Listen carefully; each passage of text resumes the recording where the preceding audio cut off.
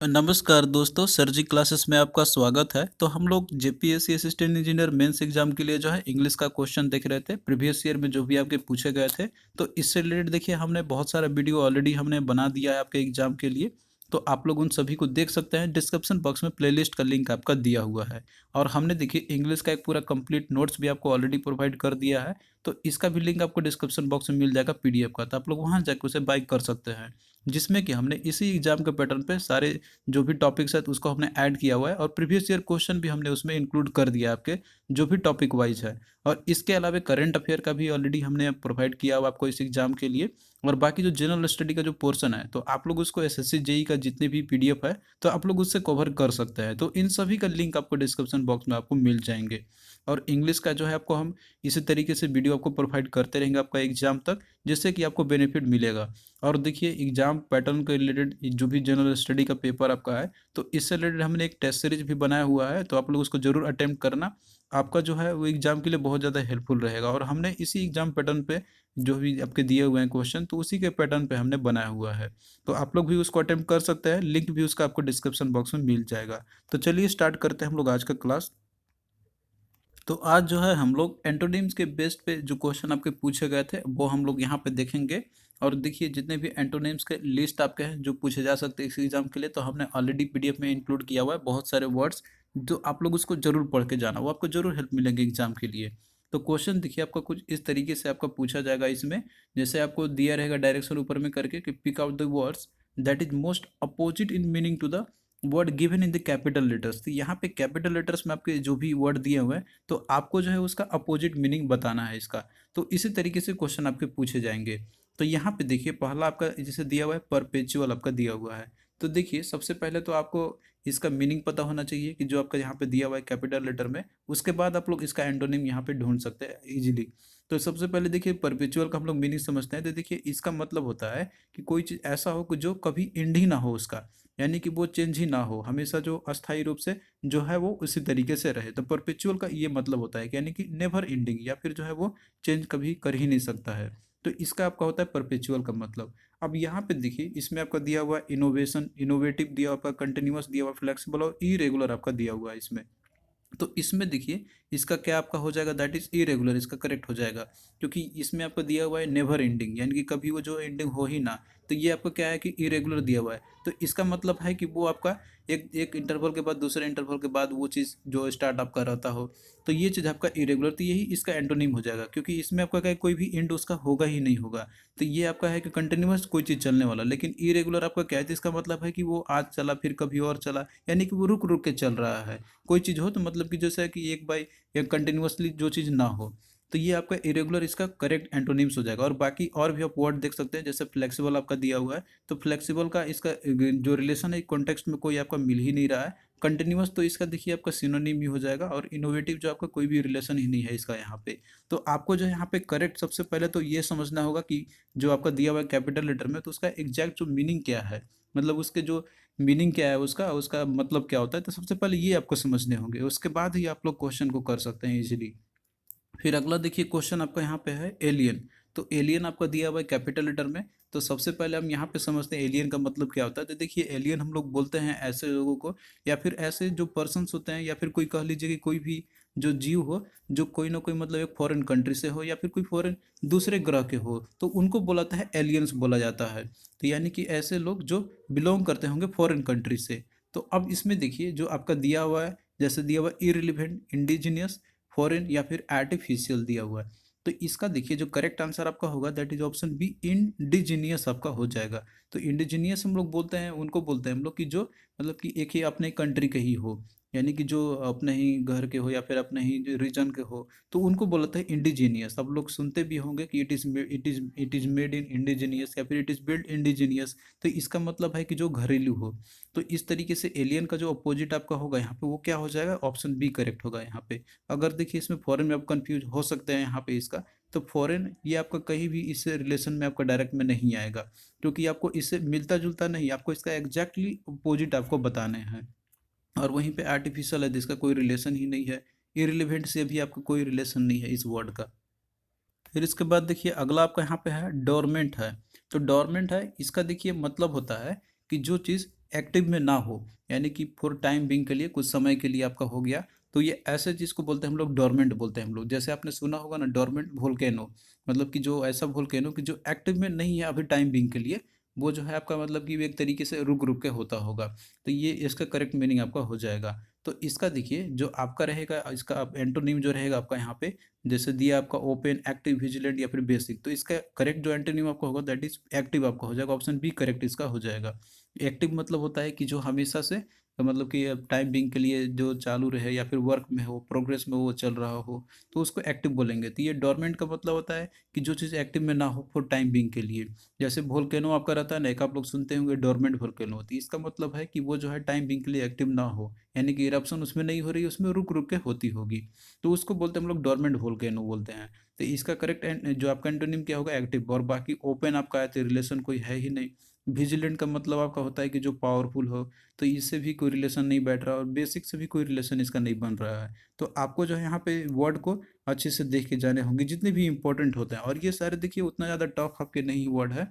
यदि जो लिस्ट हमने आपको इंग्लिश में दिया हुआ है एंटोनिम्स और सिनोनिम्स का, तो ये सारे चीज़ देखिए पीडीएफ में आपको ये मिल जाएंगे, जो कि हमने ऑलरेडी इसमें इंक्लूड किया हुआ है। आप लोग देख सकते हैं पूरा जो वर्ड आपका है, तो इसमें सारे आपके एंटोनिम्स और सिनोनिम्स के जितने भी हैं वर्ड आपके हिंदी इंग्लिश दोनों में दिया हुआ है। तो पीडीएफ में आप लोग इन सभी को याद कर लेना, ये सारे आपके वही इंपॉर्टेंट वर्ड ही है जो कि एग्जाम में आपसे पूछे ही जाता है हमेशा। फिर इसके बाद देखिए इसमें जो आपका अगला पूछा गया था यहाँ पे, दैट इज फोली। तो देखिए जो फोली आपका दिया हुआ है, तो इसका मतलब होता है कि जिसके पर्सन के अंदर में उसमें कोई जो है गुड सेंस ना हो, यानी कि लैगिंग करता हो, या फिर उसके अंदर में फुलिशनेस हो, वैसा बिहेव करेगा कि जैसे वो मूर्खता पूर्वक वो करेगा कोई भी काम हो, तो उसको बोलते हैं हम लोग फोली बोलते हैं।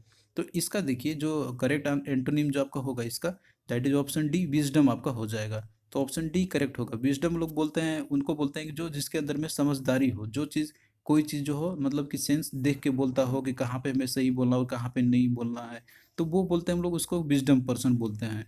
तो ये आपका करेक्ट एंटोनिम होगा इसका। फोली अगर आपने समझ लिया कि इसका मतलब क्या है, कि जिसके अंदर में जो सेंस होता है वो लैकिंग करे, उसके अंदर में सेंस हो ही ना, और वो जो है फुलिशनेस की तरफ बिहेव करेगा। और विजडम क्या आपका हो जाएगा इसका जस्ट एंटोनिम, कि जो सोच समझ के बोले, या फिर जिसके पास जो है थोड़ा सा मतलब समझ हो बोलने के लिए। और बाकी जैसे इसमें आपका गुडनेस दिया हुआ है यहाँ पे, तो देखिए गुडनेस आप यहाँ पे कंफ्यूज हो सकते हैं कि अगर आपको ये पता रहेगा तो, लेकिन ये जो है आपका इस करेक्ट एंटोनिम इसका नहीं होगा, क्योंकि ये जो आपका दिया हुआ है यहाँ पे गुडनेस कोई टर्म आपका जो होती है इस सेंस में हम लोग यूज़ नहीं करते हैं। और वहीं फुलिशनेस आपका दिया हुआ है तो जस्ट इसका ये सिनोनिम ही हो गया। एक्शन भी आपका इससे कोई रिलेशन में नहीं है। फिर नेक्स्ट देखिए यहाँ पे आपका दिया हुआ है लेथार्जिक। तो लेथार्जिक का देखिए इसका मतलब होता है कि पर्सन कोई भी हो जो ऐसा मतलब फील करे कि वो जो है ऐसा उसको लगे कि मेरे में एनर्जी है ही नहीं, मतलब कि उसको ऐसा फील होगा कि वो महसूस करेगा कि हमें बहुत थकावट हो रही है, यानी कि वो ड्रोजी फील करेगा, लगेगा कि हमें नींद आ रहा है, मतलब कोई उसके अंदर में कोई एनर्जी ही नहीं रह गया हो, बिना कोई एनर्जी के पर्सन हो, तो उनको बोला जाता है लेथार्जिक पर्सन। या फिर वो लेजी हो, मतलब कि कोई काम में उसका मन ही नहीं लगेगा, तो ये होता है लेथार्जिक का मतलब। अब इसमें देखिए यहाँ पे दिया आपका इमोबाइल, एक्टिव, अनप्लेजेंट और इरेस्पॉन्सिबल। तो इसका जो करेक्ट जो होगा आपका एंटोनिम जो होगा दैट इज एक्टिव आपका हो जाएगा। एक्टिव मतलब बोलते हैं कि जो हमेशा तैयार रहे कुछ कोई भी चीज़ को करने के लिए, लेजिस्नेस वो दिखाए ही नहीं, वो हमेशा एनर्जेटिक रहेगा। तो ये इसका करेक्ट एंटोनिम आपका होगा लेथार्जिक का, तो ऑप्शन बी इसका करेक्ट आपका है। और इमोबाइल का इसका मतलब होता है कि जो इमूवेबल हो, मतलब कि जो मूव नहीं कर रहा हो, तो ये आपका रिलेशन नहीं बैठ रहा है यहाँ पे। अनप्लेजेंट है कि जिसको मतलब कोई चीज़ लगे ही ना, मतलब कि उसके जो सोचता है हमारे लिए ये चीज़ सही है, तो वो चीज़ हम लोग इसका रिलेशन नहीं बैठेगा आपका यहाँ भी। और इरेस्पॉन्सिबल का मतलब आपका होता है कि कोई रिस्पॉन्स ही ना दे, तो इसका भी रिलेशन इससे कोई नहीं बैठ रहा है। तो सबसे पहले आपको यहाँ पे वर्ड को प्रॉपरली समझना होगा कि इसका मीनिंग क्या होता है, उसके बाद ही जो है आप लोग करेक्ट आंसर को फाइंड आउट कर सकते हैं। और ये सारे जो वर्ड आपके जो दिए हैं, तो ये सारा ऑलरेडी आपको पीडीएफ में मिल जाएगा, जो कि हमने इसमें प्रोवाइड किया हुआ है। तो पीडीएफ का लिंक आपको मिल जाएगा डिस्क्रिप्शन बॉक्स में, तो वहाँ जाकर आप लोग उसका डाउनलोड कर सकते हैं आप लोग पेमेंट के बाद। फिर इसके बाद देखिए अगला आपका दिया हुआ है, इसमें रजिस्टेंस आपका दिया हुआ है। तो देखिए रजिस्टेंस का इसका मतलब होता है कि जैसे कोई चीज़ को एक्सेप्ट करने में, जैसे हम बोलते हैं ना कि हमें ये चीज़ जल्दी से एक्सेप्ट नहीं हो पाता है, यानी कि हम उसे ग्रहण नहीं कर पाते हैं जल्दी से, तो इसका मतलब होता है आपका रेजिस्टेंस का, यही इसका मीनिंग आपका होगा। हालांकि इसका टर्म बहुत सारे सेंस में अलग अलग होते हैं, जैसे अपने इलेक्ट्रिकल में आप लोग पढ़ते होंगे, रेजिस्टेंस का मतलब होता है प्रतिरोधकता, यानी कि जो अपोज करे इलेक्ट्रिसिटी जो मूवमेंट आपका करता है उसको। तो सेम यहाँ पे भी आपका है कि कोई चीज़ मान लीजिए अगर जैसे कोई चीज़ एक्सेप्ट करना हो हमें, तो हम उसको ईज़िली नहीं करते, उसको रिफ्यूज़ करते हैं हम लोग। यानी कि कोई चीज़ करते हैं हम लोग, एक्सेप्ट भी करते हैं, तो उसमें साथ में कुछ ना कुछ कॉम्प्लिमेशन आ जाती है। हमें एक्सेप्ट करना वो थोड़ा-सा पॉसिबल नहीं लगता है कोई चीज़। तो ऐसे चीज़ को जो रहेगा मतलब रहेगा आपका, दैट इज़ रेजिस्टेंस आपका करेक्ट मीनिंग होगा। अब इसका देखिए जो करेक्ट जो मीनिंग होगा इसका यहाँ पे एंटोनिम होगा, तो वो आपका हो जाएगा एक्सेप्टेंस। तो यानी कि ऑप्शन सी करेक्ट होगा, क्योंकि देखिए एक्सेप्टेंस का मतलब होता है कि हम किसी चीज़ को ईज़िली एक्सेप्ट कर लेते हैं, कि कोई किसी ने बोला, कोई भी चीज़ बोला तो बिना उसमें कोई रुकावट के हम लोग उसे एक्सेप्ट कर लेते हैं, क्योंकि वो लगता है कि हाँ, ये चीज़ पूरा यूनिवर्सली फैक्ट है और इसे हम एक्सेप्ट कर लेते हैं। तो इसका राइट आंसर मतलब यही आपका होगा एंटोनिम में। और बाकी देखिए ऑप्शन ए जैसे आपका दिया हुआ एग्रीमेंट, तो एग्रीमेंट इसमें देखिए होता है कि जब कोई चीज़ आप लोग कोई चीज़ एक दूसरे टर्म हम लोग यूज़ करते हैं, जैसे मान लीजिए कोई मीटिंग हो रहा है तो वहाँ पे कोई चीज़ पे सहमति जाहिर हुआ, तो उस चीज़ में हम लोग यूज़ करते हैं एग्रीमेंट का। यहाँ पे इससे रिलेशन नहीं बैठेगा। और अपोजिशन देखिए यहाँ पे आपका दिया हुआ है, लेकिन इसका भी रिलेशन आपका इससे नहीं रहेगा यहाँ पर। और उसके बाद कंप्लायंस आपका दिया हुआ है, तो कंप्लायंस का मतलब होता है कि जैसे कोई चीज़ है, आप लोग उससे एग्री कर लेते हैं मतलब, लेकिन ये टर्म इसका दूसरा यहाँ पे बनेगा। तो आपको करेक्ट चीज़ यहाँ पे फाइंड आउट करने होंगे। तो रेजिस्टेंस का क्या होगा, एक्सेप्टेंस आपका हो जाएगा। फिर उसके बाद देखिए अगला आपका है एंशिएंट है। तो देखिए एंशिएंट का मतलब होता है इसका कि कोई चीज़ जो बिलोंग करता हो वो बहुत ही एक डिस्टेंस पास्ट का हो, यानी कि वो जो है अब एग्जिस्टेंस में उसका कोई है ही नहीं, वो बहुत पहले का कोई चीज़ रहा हो। जैसे आप देखते होंगे कि कोई भी स्तूप हो गया या फिर कोई किला हो गया जो बहुत पहले का हो, लेकिन अब उसमें कोई एग्जिस्टेंस ही उसका ना हो, बस उसका केवल जो शेष अवशेष जो रहते हैं वही चीज़ बस देखे जाते हो, तो उसको बोलते हैं हम लोग एंशिएंट। तो इसका देखिए जो करेक्ट जो एंटोनिम आपका होगा, तो ऑप्शन बी होगा, दैट इज मॉडर्न। मॉडर्न मतलब हो गया कि जो अभी फिलहाल में एग्जिस्टेंस में है। तो ऑप्शन बी करेक्ट आंसर आपका हो जाएगा। और वहीं पे देखिए न्यू आपका दिया हुआ है, तो इसका कोई रिलेशन नहीं बनेगा इससे रिलेटेड। यहाँ पर न्यू और ओल्ड आपका दोनों में एंटोनिम होते हैं एक दूसरे से। फ्रेश आपका है तो इससे भी कोई रिलेशन इसका नहीं बनेगा आपका यहाँ पे। और ओल्ड आपका है तो ओल्ड देखिए यहाँ भी इसका क्या हो जाएगा, इसका जस्ट अपोजिट मतलब सिनोनिम भी इसका हो जाएगा, जो कि दोनों आपका दिया हुआ है यहाँ पे। तो आपको यहाँ पे जो है इस पे भी ध्यान रखना होगा कि चूज़ हमें किसको करना है अच्छे से। तो करेक्ट आपको मीनिंग पहले पता होना चाहिए, और उससे रिलेटेड ही जो एंटोनिम होते हैं तो उसी को आपको मार्क करने होंगे। तो ये चीज़ आपको कब एनालाइज होगा, जब आप लोग बहुत सारे जो वर्ड होंगे उसको आप याद करते हैं, एंटोनिम और सिनोनिम दोनों एक साथ, और साथ में क्वेश्चन आप लोग करते हैं। तो एंटोनिम और सिनोनिम का वर्ड ऑलरेडी दिया हुआ है पीडीएफ में एक साथ दोनों का, तो आप लोग उसको उसी तरीके से याद करना। फिर देखिए अगला आपका यहाँ पे है माई जर्ली आपका दिया हुआ है। तो देखिए माई जर्ली का मतलब होता है कि जो ऐसा पर्सन कि जो चीज़ कोई चीज़ खर्च करने में थोड़ा सा मतलब कि वो नहीं आगे बढ़े या फिर कंजूसी करे, सिंपल इसका हिंदी में यदि हम बोले तो माई जर्ली हम लोग उसको बोलते हैं हम लोग। तो इसका देखिए जस्ट जो अपोजिट एंटोनिम जो होगा आपका, दैट इज एक्स्ट्रा वेजेंट आपका हो जाएगा। तो एक्स्ट्रा वेजेंट हम लोग ऐसे पर्सन को बोलते हैं कि जो बहुत ही खर्चीला हो, बहुत ज़्यादा खर्च करता हो। तो ऑप्शन ए इसका करेक्ट आंसर आपका हो जाएगा। और बाकी जैसे हॉस्पिटेबल आपका दिया हुआ है, जनरस है, रिस्पॉन्सिबल दिया हुआ है, तो इसका कोई रिलेशन नहीं बनेगा यहाँ पे। फिर उसके बाद अगला देखिए आपका दिया हुआ एडवांस आपका दिया हुआ है। तो देखिए एडवांस का मतलब होता है कि कोई चीज़ पर्पसफुल एक्टिविटी हो किसी चीज़ में, तो उसमें फॉरवर्ड मूव करना। कोई चीज़ मान लीजिए आपको कोई काम कर रहे हैं, आप उसमें आपको जो है लग रहा है कि हाँ इसमें कुछ मेरा फ़ायदा होने वाला हो, जिसमें अगर कुछ पर्पस दिखे तो उसमें आप जैसे आगे बढ़ते हैं, तो उसमें उसके लिए रिलेशन में लोग यूज़ करते हैं एडवांस का। तो इसका देखिए जो जस्ट एंटोनीम आपका होगा, तो वो आपका हो जाएगा यहाँ पे इसका, दैट इज रिट्रीट आपका हो जाएगा। तो रिट्रीट का देखिए इसका मतलब होता है कि एक्ट ऑफ मूविंग बैक और विथड्रॉइंग, यानी कि कोई चीज़ आप वर्क कर रहे होंगे या फिर किसी चीज़ में आप सहमति हुए हैं तो उसको आप विथड्रॉ कर रहे हैं, आगे आप फॉरवर्ड नहीं करना चाहते, आगे उस पर आप काम करना नहीं चाहते हैं, यानी कि आपने स्टेप अपना बैकवर्ड कर लिया हो। तो इसका मतलब होता है रिट्रीट का यही मीनिंग होगा। तो जस्ट एडवांस का अपोजिट आपका होगा, दैट इज रिट्रीट। तो इसीलिए ऑप्शन ए आपका करेक्ट हो जाएगा यहाँ पे। और बाकी जो वर्ड आपका इसमें दिया हुआ है, जैसे मार्च आपका दिया हुआ है, तो मार्च का मतलब होता है कि मूविंग फॉरवर्ड, अभी आपका हो गया, इसी में रिलेशन है इसका। और वहीं ट्रैवल आपका दिया हुआ है, तो इसका सिंपल मतलब हो गया कि घूमना हो गया। तो इससे कोई रिलेशन इसका बन ही नहीं रहा है आपका यहाँ पे। तो बाकी सारे वर्ड को भी आप लोग देखते चलना। फिर इसके बाद अगला देखिए आपका यहाँ पे प्रोमिनेंट आपका दिया हुआ है। तो देखिए जो प्रोमिनेंट है, तो इसका मतलब होता है कि कोई ऐसा चीज़ जो फेमस हो या फिर जो चीज़ इंपॉर्टेंट हो, उसको बोलते हैं हम लोग प्रोमिनेंट। जैसे बोलते हैं ना कि he is a very prominent person, तो इसका मतलब है कि वो फेमस होगा और वो इम्पोर्टेंट भी होगा।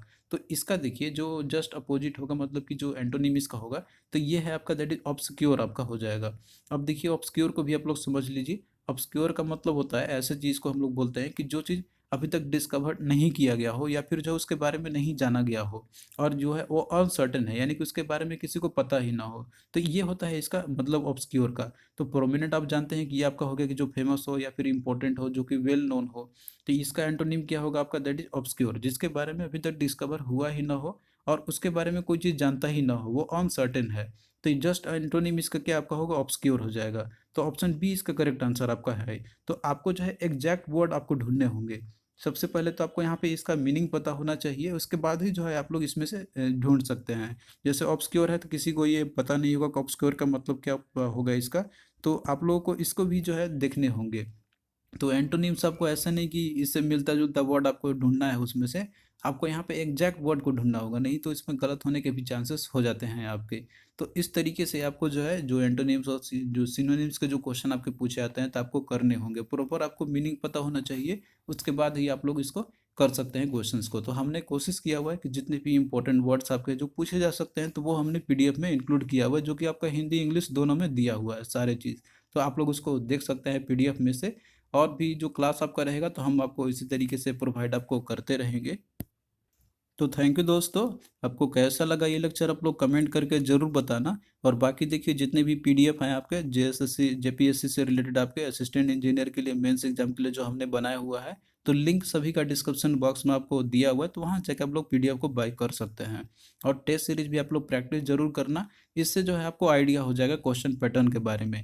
और मौका अच्छा है तो आप लोग इसे जाने नहीं देना, क्योंकि जो लोग सेलेक्टेड हुए हैं तो उनका आप जानते हैं कंपटीशन बहुत ही हाई रहता है आजकल एग्जाम्स में। तो आप लोग पूरा कोशिश करना कि ज़्यादा से ज़्यादा स्कोर करें हम, जो कि आपका जनरल स्टडी का पोर्शन है, क्योंकि ये भी जो है आपका वेटेज दिलाएगा आपको मार्क्स में। तो चलिए दोस्तों फिर मिलते हैं नेक्स्ट वीडियो में, तब तक के लिए बाय।